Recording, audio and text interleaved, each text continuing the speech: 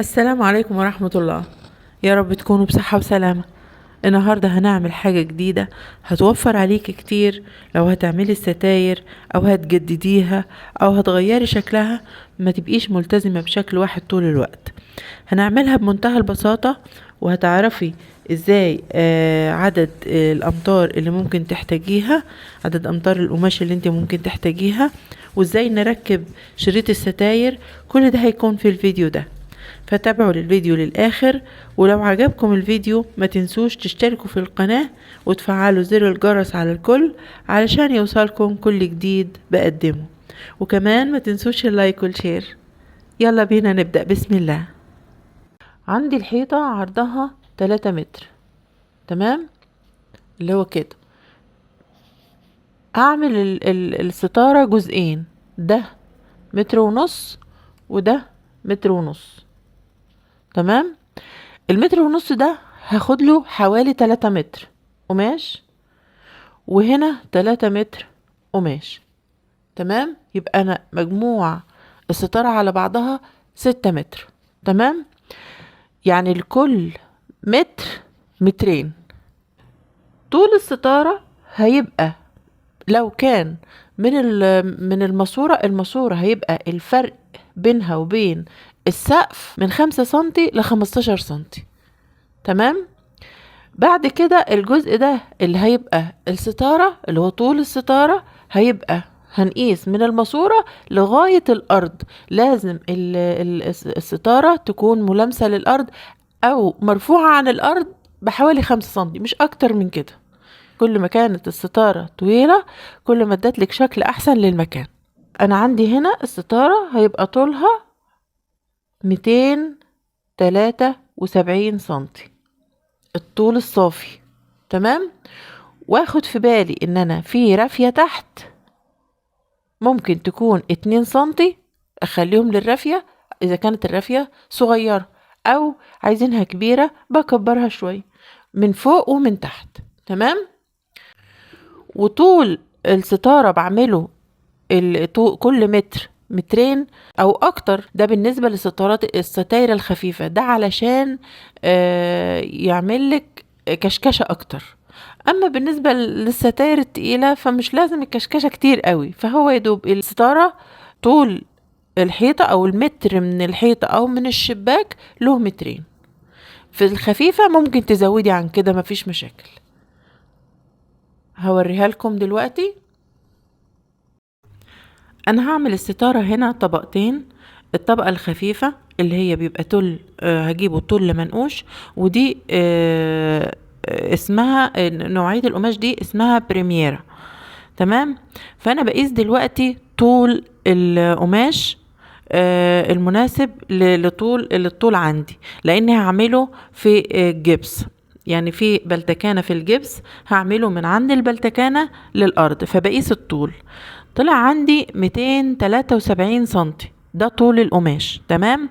اما بالنسبة لعرض القماش بقى، فهو عندي العرض 135 سنتي، هما بيقولوا عليه 140 لكن هو 135 سنتي او 136 حاجة زي كده، تمام. فطبعا الجزء اللي هو 3 متر مش هيكفي عندي، هيبقى 270 سنتي او 272 73 سنتي، تمام. فمش مشكلة، مش هقدر احط جزء تاني، فاحط قطعتين بس، يعني عرضين للناحية الواحدة، تمام. فباجي اخيطهم في بعض بالطول، يعني بقص القماش على طول الستارة 273 سنتي و273، واضمهم على بعض من ناحية الطول، تمام. وبعد كده بخيطهم، بسيب حوالي سنتي في القماش من الناحيتين بتوع القماش يعني، وبعدين بتنيها بالشكل اللي انتوا شايفينه ده، علشان يبقى الخيوط دي تدارى في القماش. بس بعد ما خيط القماش بالطول كله اهو بيبقى بقول 273 سنتي عندي. ممكن عندكم من عند الماسورة او من عند البلتكان اقصر او اطول، فانتوا بتقيسوا بالظبط وبتسيبوا جزء للرافية اللي هو بيبقى 2 سنتي فوق و2 سنتي تحت، تمام. 2 سنتي فوق و2 سنتي تحت، تمام.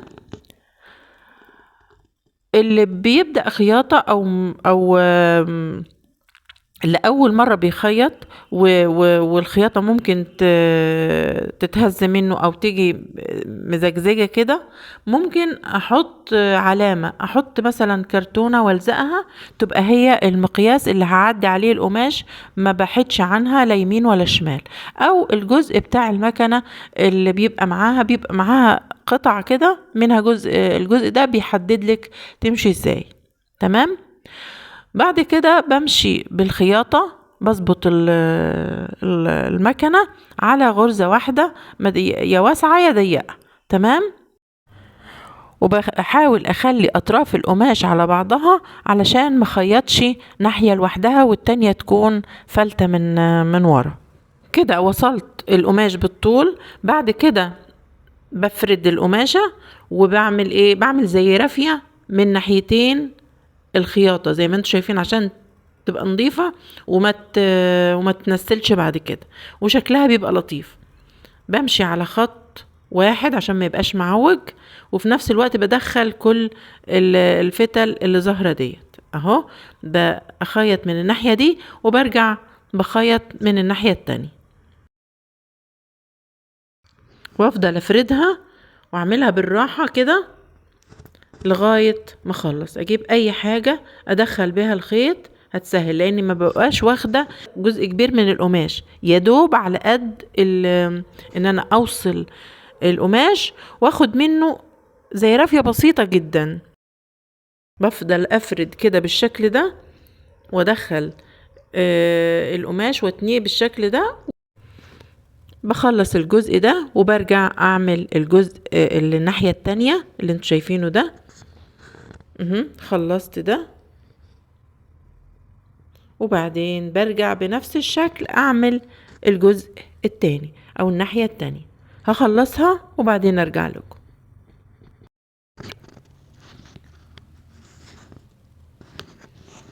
بمشي على خط مستقيم علشان الخياطة تبان في وش الستارة شكلها كويس.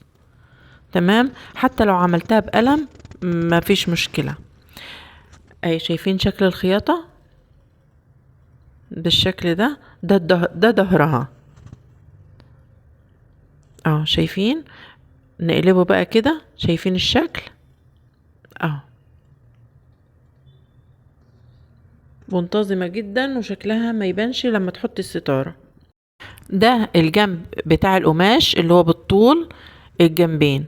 هبدأ اعمل ايه، هاخد من الجنب حوالي سنتي، هقسمه على 2 يعني نص ونص. هتني القماش على نص سنتي زي ما انتوا شايفين كده اهو، ده نص سنتي، وبعدين برجع اتنيه تانية كمان بالشكل ده، وبعدين اخيط على طرف القماش بشكل منتظم من هنا. بعمل الرافية ديت قصيرة كده لان القماش عندي يدوب على قد المكان. تمام. بتنيها بالشكل ده طول ما انا ماشية، اتنيها واخلي الرافية دايما منتظمة، ماهيش كبيرة في مكان وصغيرة في مكان تاني. تمام. بعمل على طرف القماش بالشكل ده لغاية ما اخلص الجنبين بتوع الستارة. هيشيل لي التنسيل، مش هتنسل خالص معايا، وفي نفس الوقت شكلها بيبقى حلو. اخلصها وبعدين ارجع لكم.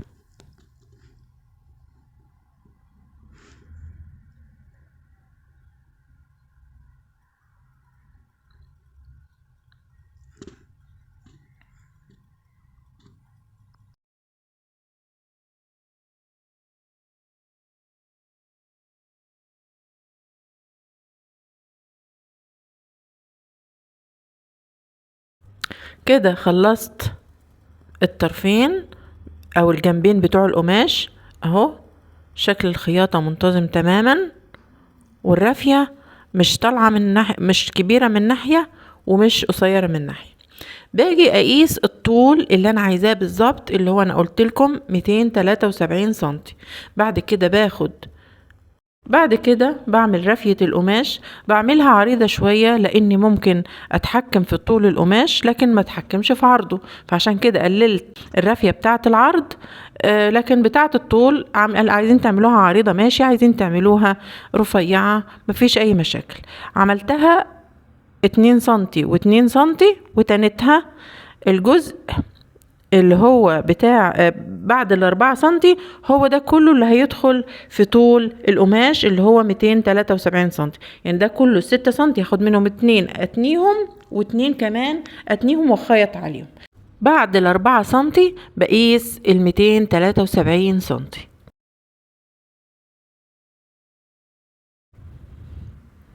كده كده خدت المقاس ده المتبقي اللي هعمله رافية. يعني بعد 273 الجزء ده بس هو اللي هعمله رافية اهو، تنيته مرتين اهو تمام. وبعدين ببدأ اخيطه. يبقى كده من الرافية دي للرافية اللي تحت هيبقى طول القماش من عند الماسورة او من عند البلتكانة للارض. تمام. ما تقصوش القماش الا لما تتأكدوا من الطول زائد الرفيات اللي انتوا هتعملوها. وبعدين بخلي الرافية اللي فوق ديت ما تبقاش الجزء بتاع القماش التانية تدخل لجوه للآخر. ليه؟ علشان ما تبقاش تخينة على المكنة، وفي نفس الوقت انا هركب شريط الستارة تاني بعد كده عليها، ما يبقاش الجزء ده سميك.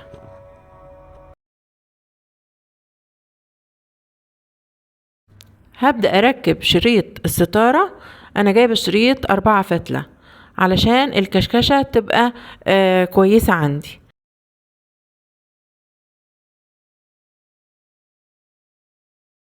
هتني شريط الستارة بالشكل ده، وبعد كده بخلي المربع ده يكون ظاهر على اول الستارة. يعني اول طرف الستارة اخلي المربع في الاول علشان اما اجي اركب الحلقة بتاعة الستارة تبقى الستارة ماسكة من الاول. تمام. بشد الخيط زي ما انتوا شايفين اهو، وبعدين ببدأ اخيط على طرف على الزاوية بالظبط اهي اهو بالشكل ده. شايفين تشوفوا شكل الخياطة اهو. بسيب سنة بسيطة جدا من على الطرف وابدأ اخيط.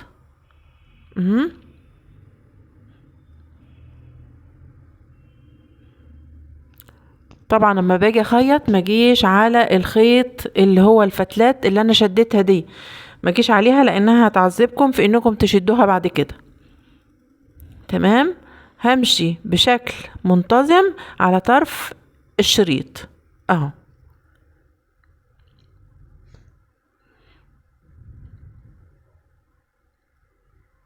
لغاية الاخر اهو. بسيب جزء وبرجع اقص الستارة، وبرضو المربعات اللي موجودة ديت اخليها على الطرف علشان الحلقة اللي بركبها فيها تبقى على طرف الستارة بالظبط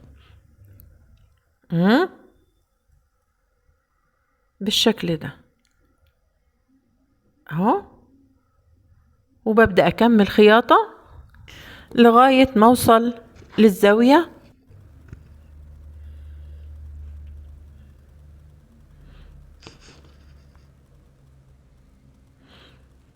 بعد كده هطلع طرف الخيط الاربع اطراف اهو،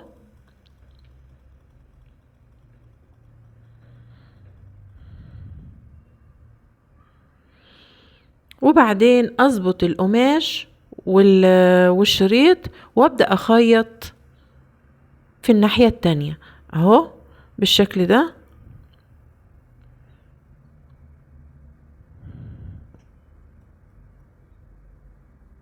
ما اجيبش الخياطة على الخيط بتاع الشريط خالص.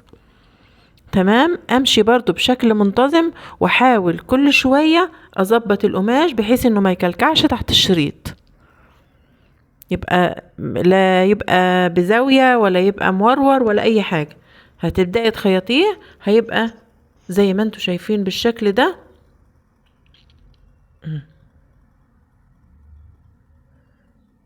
كده. ومن الناحية التانية هيبقى بالشكل ده، مش باين خالص ولا باين اي خياطة سواء الخياطة اللي في النص او الخياطة بتاعة الشريط. كده خلصت الجزء بتاع الستارة التقيلة. هبدأ اخيط الستارة الخفيفة. انا جبتها طول منقوش، وطبعا الطول زي ما عملنا في الستارة التقيلة بالظبط هنعمل في الستارة التانية اللي هي الخفيفة ديت. الطول هيبقى 273 سنتي بعد الرفيات. تمام، يعني قيس بعد مرفي يبقى كله 273 سنتي صافي. تمام، هتنيها تانيتين بالشكل ده وهبدأ اخيطها. ده من الطرفين اللي بالطول اللي هما جنبين الستارة، هبدأ اخيطها طبعا بشكل منتظم، وهبدأ اساوي الاطراف او الرافية كل ما بخيط. تمام، علشان تبقى مظبوطة، ما هيش معوجة مني وتكلكع وتبقى مشكلة. عرض الرافية يبقى 1 على طول الخياطة، وهمشي بشكل منتظم وعلى طرف الرافية زي ما انتم شايفين. هخلصها، اخلص الطرفين بتوع الستارة وبعدين ارجع لكم.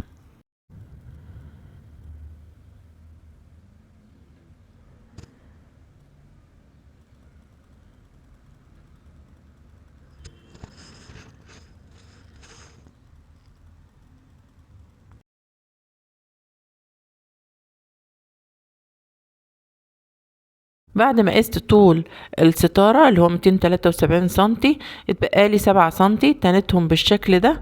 وهركب شريط الستارة، هتنيه كده زي ما انتم شايفين، بحيث ان المربع اللي هدخل فيه الدبلة بعد كده يبقى على الطرف بالظبط، علشان يبقى تعليقة الستارة من الاول.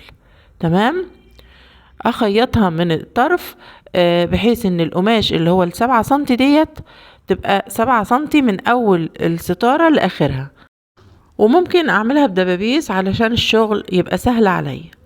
تمام، وببدأ اخيطها من على الطرف، واخد بالي ان الجزء ده 7 سنتي اهو بالشكل ده، وبظبط الشريط مع الستارة طول ما انا ماشية. هخلص الجزء ده وبعدين ارجع لكم.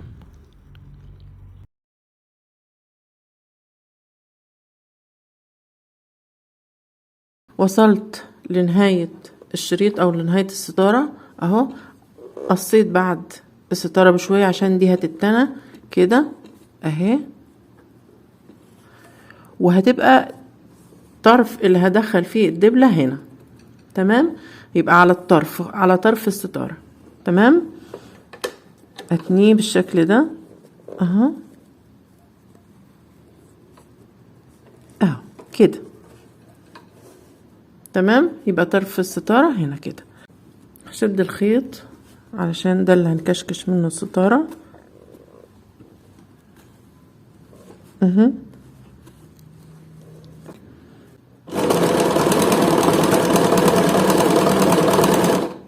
هبدأ اخيط الجزء التاني اللي هو الطرف التاني.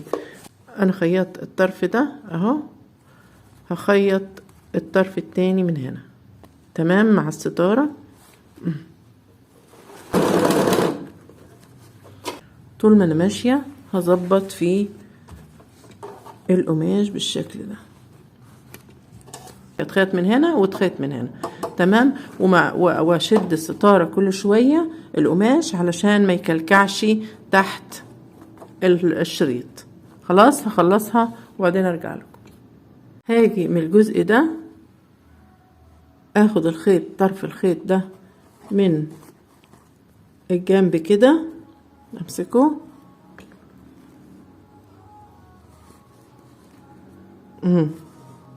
تمام، وابدأ اكشكش الستارة بالشكل ده لغاية وهعمل من الناحية التانية نفس الموضوع بحيث ان الكشكشة تكون متساوية.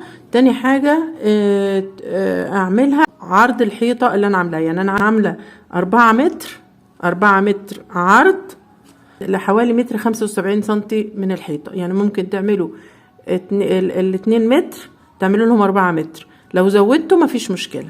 تمام، بتديكي كشكشة حلوة للستار. بفضل اعملها كده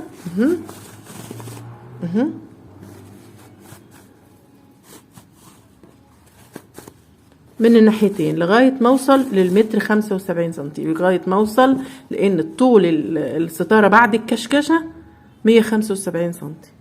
خلاص هخلصها وبعدين ارجع لكم.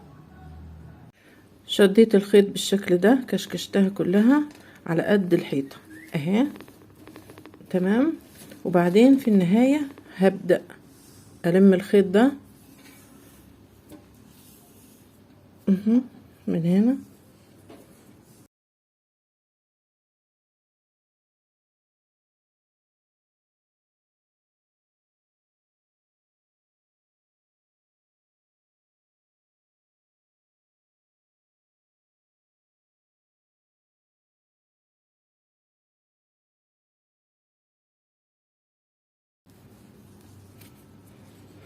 وبعدين هدخله في الجزء اللي ما بين الستارة والشريط.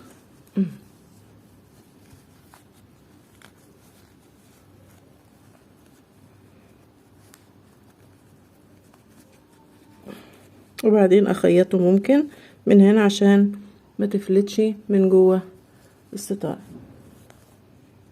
هبدأ اركب الدبل اهي اللي هي بالشكل ده، اللي هي ديت اهي. بدخلها هنا في الجزء اللي انا قلت هسيبه عشان الطرف، عشان يبقى ماسك من اول الستارة اهي، والفه بالشكل ده وهيركب في الحلقة اللي في البلتكان.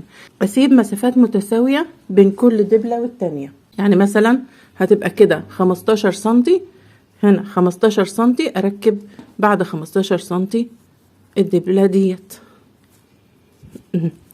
كده، بعدها ب15 سنتي اقيسها بالشكل ده اهو كده اهي، تبقى هنا بعديها ب15 سنتي اركب كمان دبلة. امشي الدبل دي كل 15 سنتي اركب دبلة من دول. هخلصها وارجع لكم. كده ركبت الستارة الجزئين الخفيفة والتقيلة اهي بسهولة جدا، ممكن تنفذوها، مش محتاجة مشكلة يعني. شايفين الجمال؟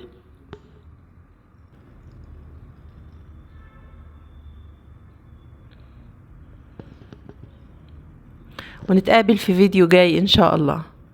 مع السلامة.